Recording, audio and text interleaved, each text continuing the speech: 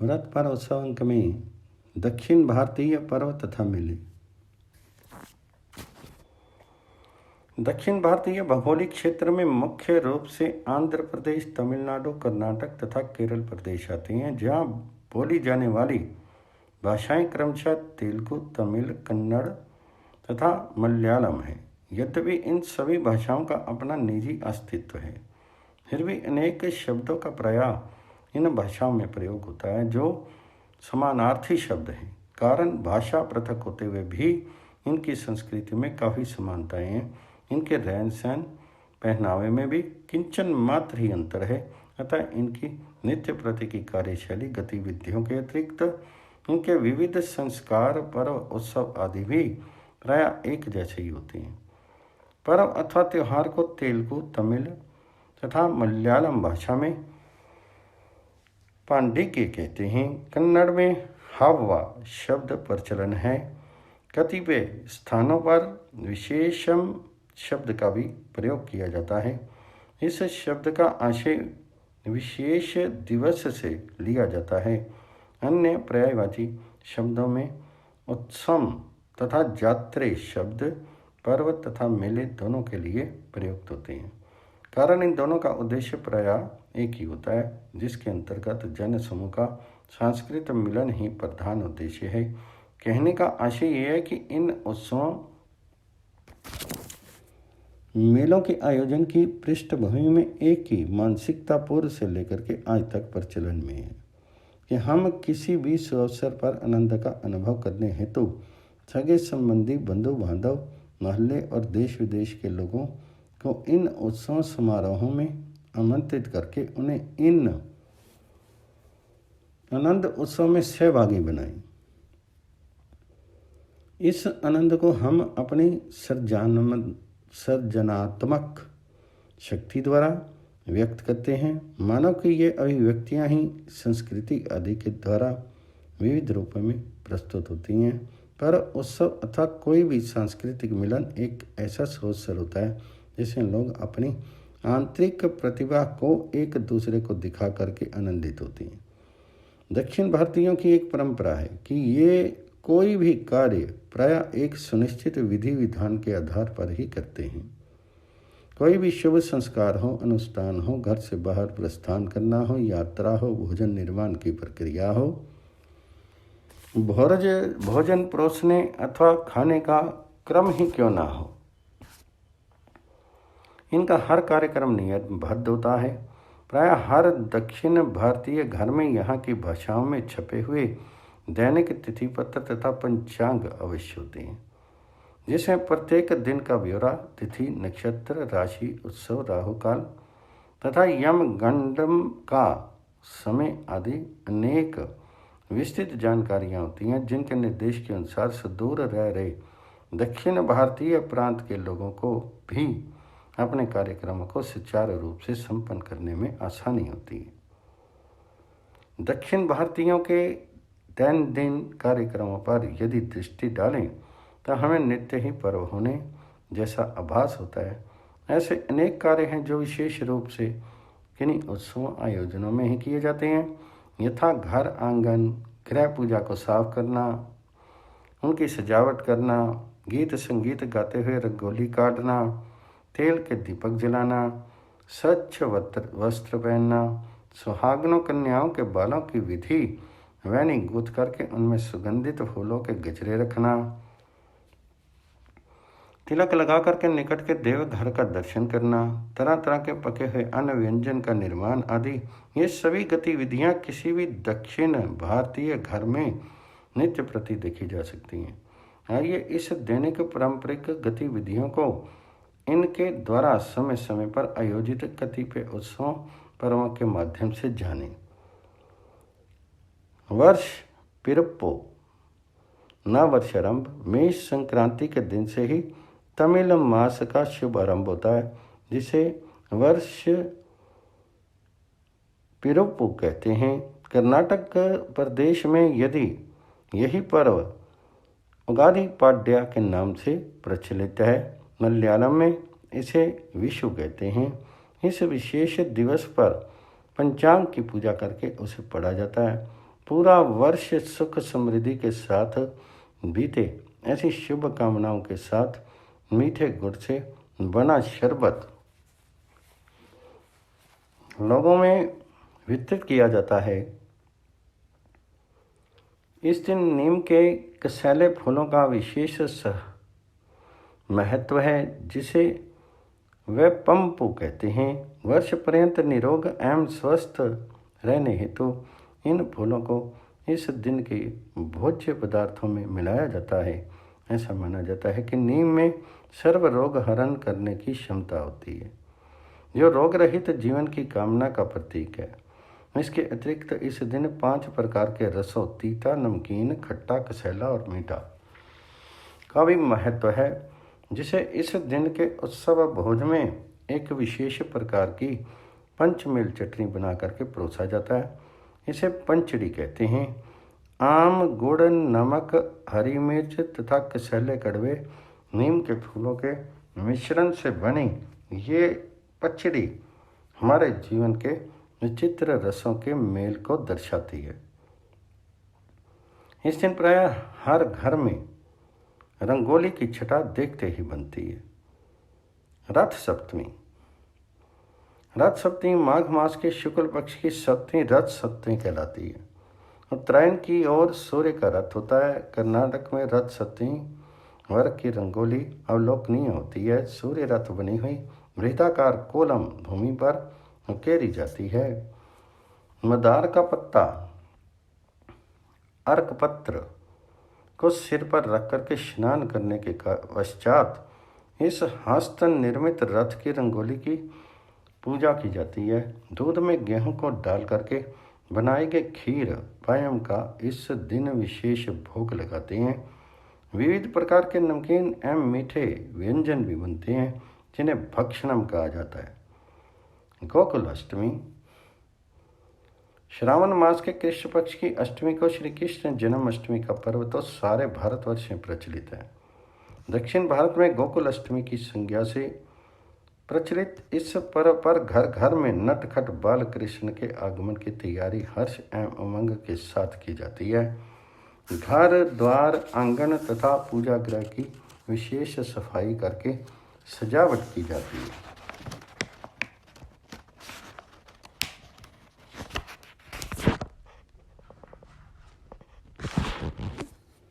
इस दिन घर के बाहरी द्वार के चौखट से शुरू करके पूजा स्थल तक बाल कृष्ण के नन्हे पैरों की अंकित करते हैं। ऐसा लगता है जैसे कृष्ण चल कर आए हों।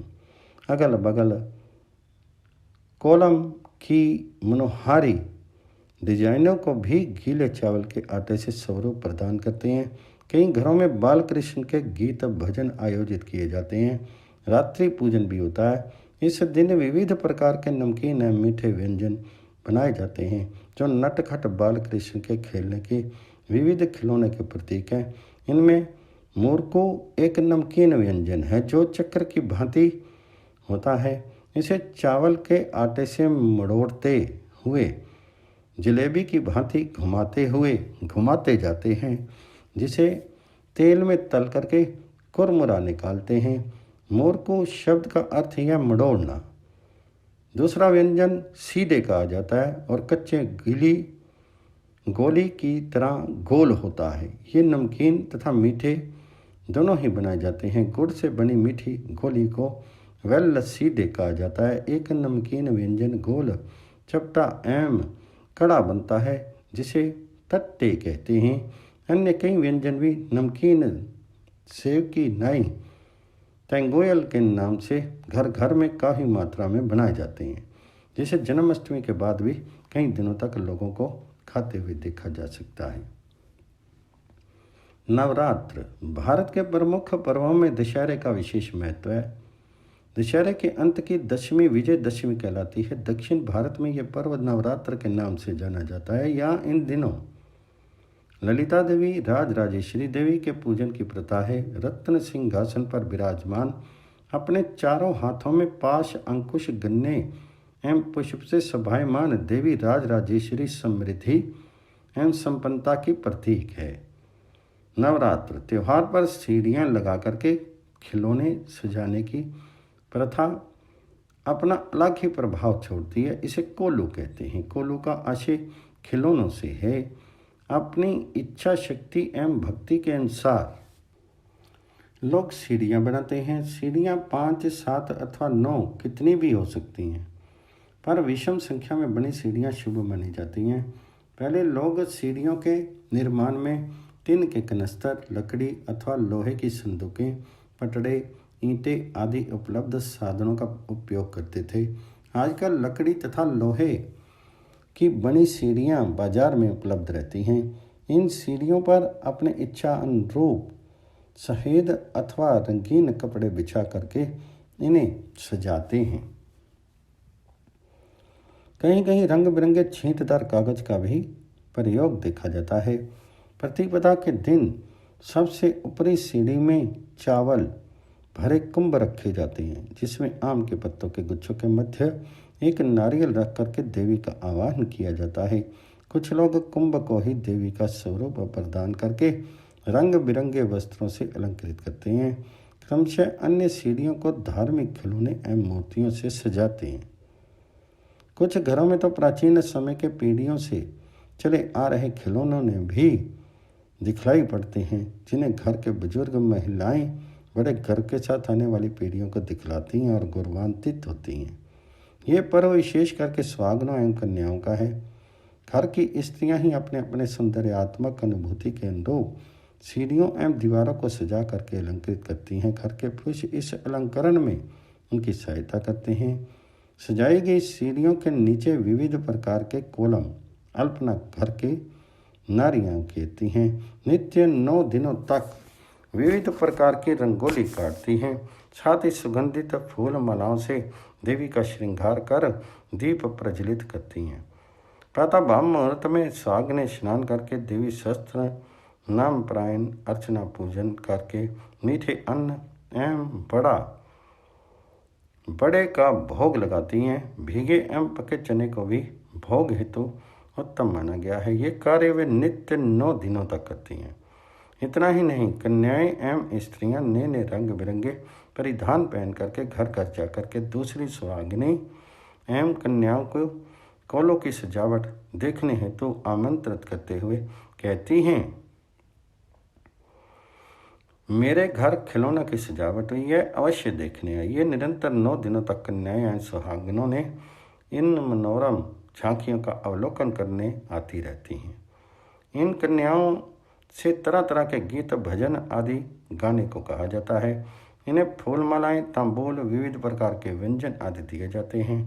9 दिन 9 प्रकार के स्वादिष्ट व्यंजन लोगों को देने हेतु प्राय हर घर में बनते हैं। यही एक ऐसा अवसर होता है जिसमें सुहागिनें परस्पर अपनी ललित कलाओं, गायन, वादन, चित्रकला, शिल्पकला, अलंकरण, नृत्य आदि का आदान प्रदान करती हैं। एक दूसरे से विविध कलाएं सीखती हैं। यहाँ तक कि वेणी गूंथने की कला भी अपना विशेष अर्थ रखती हैं। अपनी प्रतिभाओं को दिखाने का ये सबसे अनूठा पर्व है। सरस्वती नमी के साथ ही ये रोचक पर्व कोलू संपन्न होता है। मकर संक्रांति, पोंगल। इस पर्व को पोंगल के नाम से दक्षिण भारत में जाना जाता है। पोंगल अर्थात खिचड़ी का ये त्यौहार सूर्य के उत्तरायण पुण्य काल में मनाया जाता है। खुले आंगन में हल्दी के जड़ की गांठ संबंधी पीले धागे को पीतल अथवा मिट्टी की हांडी की गर्दन में बांध करके चावल एवं मूंग के दाल की खिचड़ी पकाते हैं। इसमें उफान आने हेतु दूध और घी डाला जाता है। उफान के आते ही घर के सभी सदस्य गाजे बाजे के साथ पोंगलो पोंगल की आवाज़ लगा करके खुशी जाहिर करते हैं। यह उफान सुख समृद्धि का द्योतक है। लोग एक दूसरे की सुख समृद्धि हेतु कामना करते हैं। सूर्य देव की गन्ने के साथ पूजा होती है। इस दिन आग पर हांडी चढ़ाने का विशेष मुहूर्त होता है, जिसे देखकर ही चढ़ाया जाता है। दीपावली। दक्षिण भारत में दीपावली पर्व मनाने की मान्यता भगवान विष्णु द्वारा नरकासुर वध से संबंधित है। नरक चतुर्दशी के दिन गंगा स्नान का विशेष महत्व है। तेल का औटन लगा करके प्रातःकाल सूर्योदय से पूर्व स्नान करना गंगा स्नान के समतुल्य माना जाता है। घर के सभी सदस्य इस विधि से स्नान करके शुद्ध होकर के नव वस्त्र धारण करते हैं। प्रातः काल ही दीपावली मनाते हैं। इस दिन सभी एक दूसरे के घर जाते हैं और गंगा स्नानम आच्चा यानी गंगा स्नान हुआ पूछने की रीति अपनाते हैं। छोटे बड़े बुजुर्गों को दंडवत प्रणाम करके उनसे आशीर्वाद लेते हैं। घर घर में पटाखे छोड़े जाते हैं। इस उपलक्ष्य में बनाए गए विविध प्रकार के मीठे एवं नमकीन मिठाइयाँ व्यंजन लोगों को उत्साहपूर्वक दिए जाते हैं। कार्तिकी, वैसे तो दीपावली ही ज्योति पर्व है, पर यहाँ दीप उत्सव पर्व कार्तिक पूर्णिमा के दिन ही विशेष रूप से मनाया जाता है। कार्तिकी नामक ये उत्सव बहनों द्वारा अपने भाई के सुदीर्घ एवं सुखमय जीवन की मंगल कामना में दीपक जला करके मनाने का रिवाज है। इस दिन सूर्य अस्त के पश्चात पूजा स्थल से शुरू कर घर के आंगन, द्वार तथा छतों के मुंडेरों पर तेल के सैकड़ों दीपक जलाए जाते हैं। सुदूर रह रही बहनों को भी भाइयों द्वारा शुभकामनाएं भेजी जाती हैं। इस शुभ दिन का विशेष व्यंजन है धान के लावे एवं चूड़े का गुड़ के मिश्रण से बना लड्डू, जिसे पोरी लड्डू कहते हैं। भारतवर्ष यद्यपि त्योहारों और उत्सवों का ही देश है, जहाँ पर ना जाने कितने ही प्रकार के पर्व मेले कहीं न कहीं होते ही रहते हैं, तथापि ऐसे अनेक पर्व हैं जो प्रायः सभी प्रांतों प्रदेशों में अपने अपने मत संप्रदाय परिवेश के अनुरूप मनाए जाते हैं। भारत के कई प्रांतों में बच्चों को प्रारंभिक शिक्षा के अंतर्गत उन्हें दिन, तिथि, वार, मास और वर्ष आदि की जानकारी दी जाती है।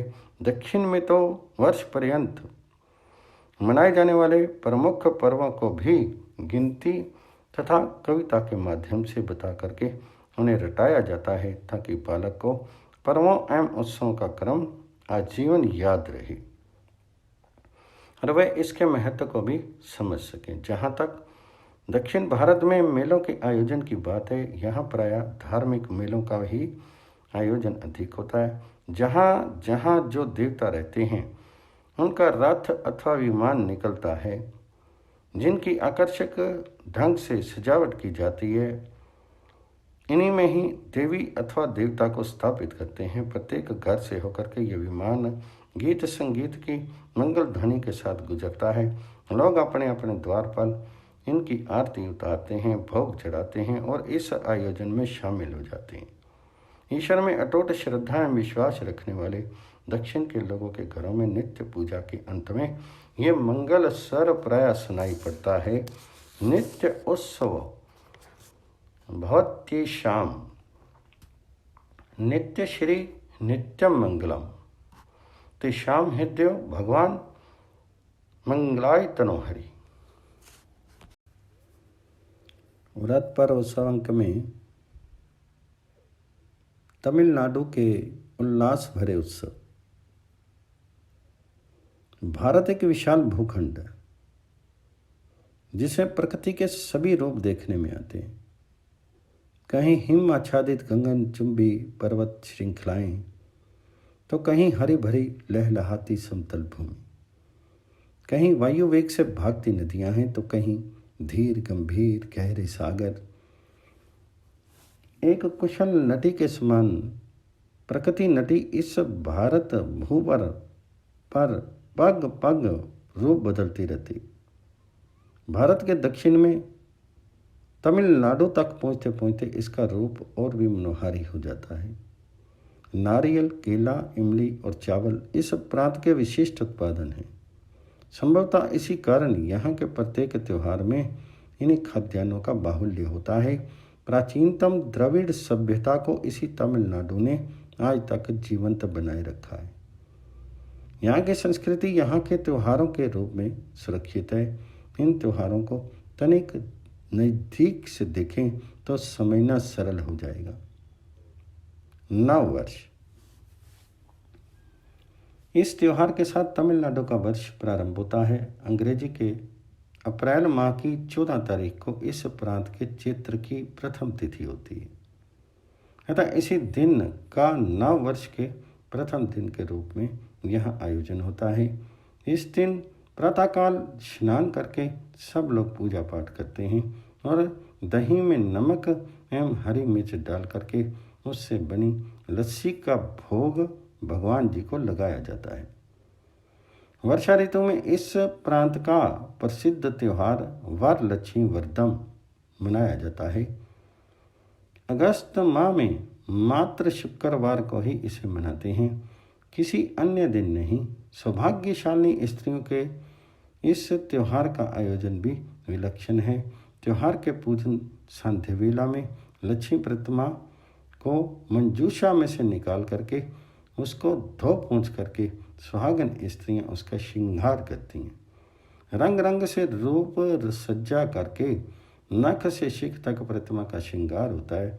ये अलंकृत प्रतिमा घर के प्रवेश कक्ष में रख दी जाती है।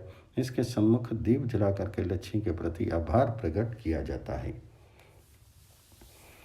अगले दिन शुक्रवार को प्रातः सुहागन स्त्रियां हल्दी कुमकुम मल करके स्नान करके सुंदर श्रृंगार करती हैं और लक्ष्मी प्रतिमा को प्रवेश कक्ष से उठा करके भीतर पूजा गृह में ले जाती हैं। दीप जला करके उसकी पूजा करती हैं। धागे को हल्दी में रंग करके स्त्रियां कलाई पर बांधती हैं। इस दिन स्त्रियां उपवास न करके विभिन्न प्रकार का भोजन करती हैं। अंत में लक्ष्मी की आरती होती है। वरलक्ष्मी व्रतम की तृतीय कड़ी है तीसरे दिन का अनुष्ठान। उस दिन प्रातः स्नान संध्या करके स्त्रियां खीर बनाती हैं। फिर लक्ष्मी की पूजा करके खीर का भोग लगाती हैं। लक्ष्मी उनके घरों में सदा निवास करे, इस दिन यही वरदान ये स्त्रियां मांगती हैं। अंत में प्रतिमा को फिर उसी मंजूषा में बंद करके रख दिया जाता है। मंजूषा का पट बंद होते ही इस त्योहार का आयोजन भी समाप्त हो जाता है। आडी पैरक्कू अगस्त महीने में ही तमिलनाडु का एक और त्यौहार आता है। आडी पैरक्कू आडी मास की 18वीं तिथि को ये मनाया जाता है। ये त्यौहार विशेष रूप से जल के देवता को प्रसन्न करने के लिए होता है। प्राचीन समय में कृषि के लिए वर्षा पर ही निर्भर रहना होता था।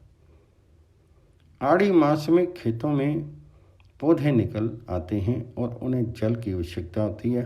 अतः परिवार के सब सदस्य मिलकर के जल देवता की स्तुति करके उन्हें प्रसन्न करते थे। उसी परंपरा में आज भी ये त्यौहार मनाया जाता है। इस दिन परिवार के सब सदस्य मित्रों सहित किसी भी नदी के तट पर जाते हैं और जल में स्नान करके जल देवता की स्तुति करते हैं। फिर सारा दिन नदी किनारे ही अमोद प्रमोद में बिता देते हैं। श्री जयंती गोकुल अष्टमी या श्री जयंती श्री कृष्ण जन्म की खुशी का त्यौहार है। समूचे तमिलनाडु में ये त्यौहार धूमधाम से मनाया जाता है। कुछ लोग अष्टमी के दिन इसे मनाते हैं और कुछ नवमी के दिन विशेषकर आयंगर इस दिन स्त्रियां उपवास करती हैं तथा श्री कृष्ण के प्रति मिष्टान बनाती हैं। मध्य रात्रि को श्री कृष्ण जन्म के समय इन चीज़ों से भगवान जी को भोग लगाने के बाद स्त्रियां उपवास खोलती हैं। विनायक चतुर्थी तमिलनाडु में गणेश पूजा बहुत प्रसिद्ध है। सितंबर महीने में मनाई जाने वाली विनायक चतुर्थी गणेश जी की ही पूजा है। कच्ची मिट्टी की गणेश प्रतिमा पर सब प्रकार के फूल पत्ते चढ़ा करके चावल मोदक तथा फलों का भोग लगाते हैं। अगले दिन प्रतिमा के सम्मुख भजन कीर्तन करके तीसरे दिन बहते जल में प्रतिमा का विसर्जन कर देते हैं। शक्ति पूजा त्योहारों का चक्र घूमता घूमता जब विजयदशमी पर पहुंचता है। तमिलनाडु में इस अवसर पर आदि शक्ति की पूजा की जाती है। आदि शक्ति नारी रूपा है। भिन्न भिन्न समय में इस शक्ति ने लक्ष्मी, सरस्वती और दुर्गा के अवतार लिए हैं। शक्ति के इन तीनों रूपों को पूजा विजयदशमी या नवरात्र में की जाती है। इस प्रांत के लोगों की मान्यता है कि इन 9 दिनों के पहले 3 दिनों में आदि शक्ति का समस्त गुण वैभव लक्ष्मी रूप में आ जाता है। उसके बाद के 3 दिन सरस्वती और फिर दुर्गा में। शेष दिनों में अन्य 2 रूप निष्प्राण रहते हैं। नवरात्र के पहले दिन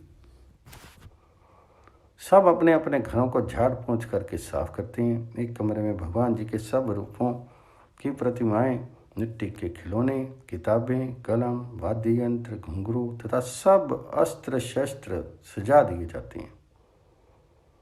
वास्तव में इस प्रांत के लोग दुर्गा पूजा के दिन को बहुत शुभ मानते हैं। किसी भी प्रकार का शुभ कर्म, यहाँ तक कि बच्चों की शिक्षा का आरंभ भी इन्हीं दिनों में करना पसंद किया जाता है। नरकासुर वध। तमिलनाडु की दीपावली नरकासुर वध के उपलक्ष्य में मनाई जाती है। इस दिन को इस प्रांत के लोग बुराई का अंत और खुशियों का आरंभ मानते हैं। इसके मूल में एक कहानी की मान्यता है। श्री कृष्ण के समय में एक अत्याचारी राक्षस था नरकासुर। वह बड़ा भयंकर था। जनता की त्राही त्राही सुनकर के श्री कृष्ण ने उसका वध करने का निश्चय किया और उसे युद्ध के लिए ललकारा। अंततः श्री कृष्ण की विजय हुई। आसन्न मृत्यु देख करके नरकासुर को अपने कुकृत्यों का भान हुआ और उसने भगवान श्री कृष्ण से वरदान मांग लिया कि ये दिन मृत्यु शोक के लिए प्रसिद्ध न रह करके बुराई के अंत के रूप में प्रसिद्ध हो। बुराई का अंत हुआ और मानव जीवन खुशियों से भर उठा। श्री कृष्ण ने तथास्तु कहा और वह परंपरा दीपावली के रूप में मनाई जाने लगी। तमिलनाडु में कार्तिक शुभ माह माना जाता है। इस माह के 30 दिन इस प्रांत के प्रत्येक घर के प्रवेश द्वार पर 2 दीप जलते दिखते हैं और पूर्णिमा को सारे घर में दीप जला करके तमिलनाडु निवासी खुशियां मनाते हैं। माघ मास को तमिल में मार्गरी कहते हैं। इस प्रांत के लोग माघ महीने को अशुभनीय मानते हैं। उनका विचार है कि इस महीने के 30 दिन कोई शुभ काम नहीं करना चाहिए। घरों में मंगल गान नहीं गाए जाते। स्त्रियां श्रृंगार नहीं करती। अशुभ की छाया को कम करने के लिए वहाँ के लोग सारा दिन भगवत जन में बिताते हैं। भक्ति संप्रदाय के 12 प्रसिद्ध भक्त तमिलनाडु में हुए हैं। इन्होंने श्री रंगनाथ जी की स्तुति में 4000 भक्ति पदों की रचना की थी। वे ही पद इन दिनों घर घर में गाए जाते हैं। इन 12 भक्तों में भी सर्वाधिक प्रसिद्ध है आंडाल नाम की भक्तिन। आंडाल द्वारा लिखे गए 30 भजन इस माह के 30 दिन गाए जाते हैं। ये गीत मन को शुद्ध रखते हैं और मनुष्य को अमंगल से बचाते हैं। पोंगल वर्ष भर के त्योहारों के चक्र को पूर्णता देता है पोंगल का त्योहार, जिसे वहाँ मादू पोंगल कहा जाता है। इस पर्व का मूल भी कृषि ही है। जनवरी तक तमिलनाडु की मुख्य फसल गन्ना और धान पक करके तैयार हो जाती है। कृषक अपने लहलहाते खेतों को देख आनंदित होकर झूम उठते हैं। उसका मन प्रभु के प्रति आभार से भर जाता है। इसी दिन बैल की भी पूजा की जाती है, क्योंकि उसी ने तो हल चला करके उसके खेतों की मिट्टी को ठीक किया था। 14 जनवरी को मनाए जाने वाले पोंगल के अवसर पर भगवान जी का भोग लगाते हैं। गौ और बैलों को भी नहला धुला करके उनके सींगों के बीच फूल मालाएं पहना देते हैं। मस्तक पर रंगों से चित्रकारी कर देते हैं और गन्ना चावल खिला करके उनके प्रति सम्मान प्रकट करते हैं। कहीं कहीं मेला भी लगता है, जिसमें बैलों की दौड़ और विभिन्न खेल तमाशों का आयोजन होता है। पोंगल के तीसरे दिन बहनें भाइयों के लिए मंगल कामना करती हैं और भाई बहनों को उपहार देते हैं। रथ पर्वोत्सव अंक में कर्नाटक के पर्वोत्सव प्रकृति का सदाबहारी आंचल और एक कर्नाटक की वीर भूमि, इतिहास और संस्कृति के कई उज्जवल पर्व अपने अंक में सजोए रहे हुए हैं। कर्नाटक में लगभग सभी त्योहारों की शुरुआत पूजा से होती है। कुछ लोग मंदिरों में जाकर के पूजा करते हैं और कुछ अपने घरों पर। कर्नाटक में नए वर्ष का त्यौहार युगादि कहलाता है। ये चैत्र शुक्ल प्रतिपदा को होता है। महाराष्ट्र और आंध्र प्रदेश में भी यही दिन नए साल का पहला दिन होता है। कर्नाटक में इस दिन सबसे पहले लोग तेल मालिश के साथ गर्म पानी से स्नान करते हैं। इस तिथि से कुछ दिन पहले घरों में सफ़ेदी कराई जाती है। गांव में लोग अपने मवेशियों को भी स्नान कराते हैं और गाय बैलों के सींगों को रंगते हैं।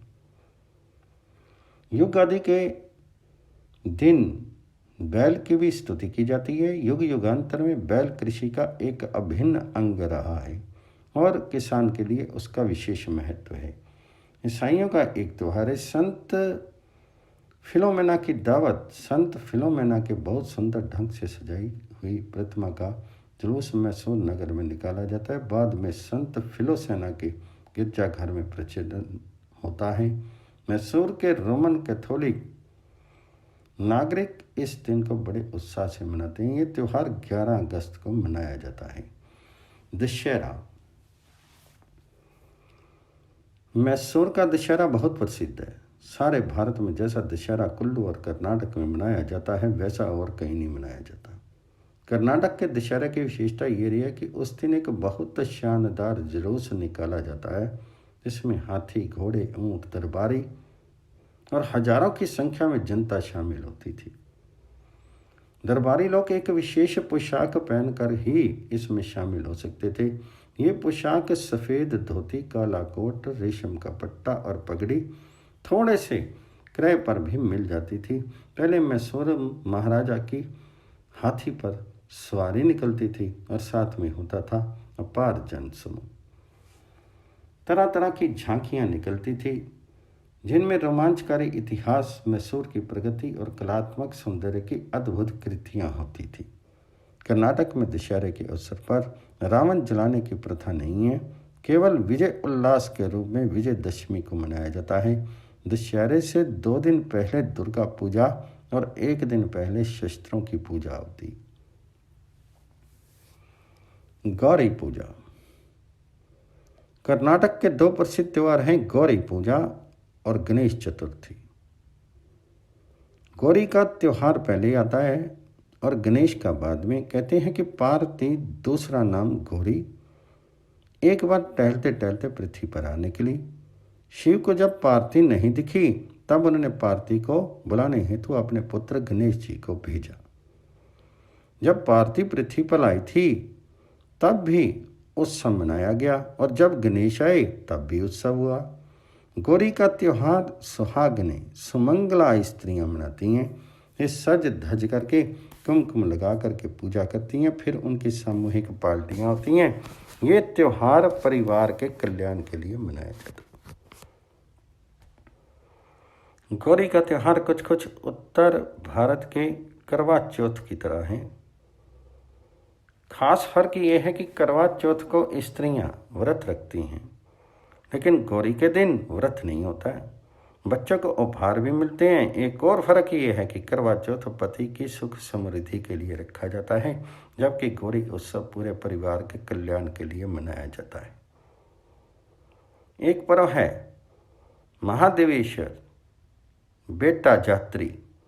कन्नड़ में बेटा का अर्थ है पहाड़ी।